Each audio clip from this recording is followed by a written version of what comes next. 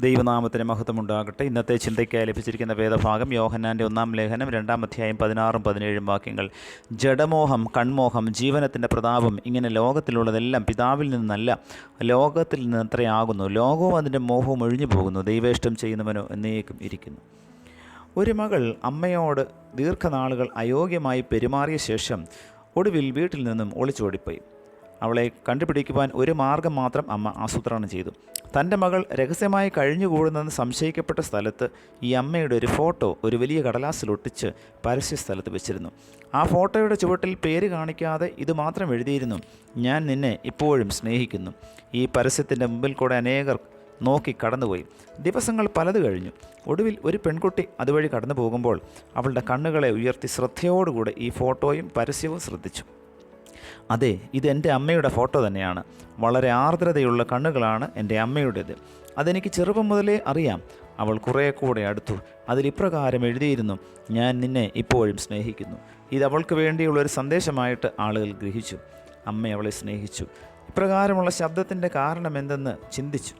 ഇതിനു മുമ്പ് ഒരിക്കൽ പോലും അവളുടെ പാപത്തെയും നന്ദികേടിനെയും കുറിച്ച് ഇത്രത്തോളം കുറ്റബോധം അവൾക്കുണ്ടായിട്ടില്ല. അവൾ പെട്ടെന്ന് വീട്ടിലേക്കുള്ള മടക്കയാത്ര ആരംഭിച്ചു. വീട്ടിൽ ഒടുവിൽ അമ്മയുടെ കരങ്ങളിൽ അവൾ എത്തി.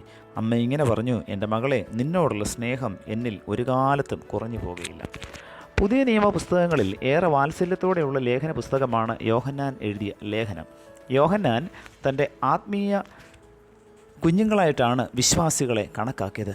പാപത്തിൽ നിന്നും വിട്ടുനിൽക്കുവാനായിട്ടുള്ള പ്രബോധനമാണ് അപ്പോസ്തലൻ ഈ ലേഖനത്തിലൂടെ നമുക്ക് നൽകുന്നത്.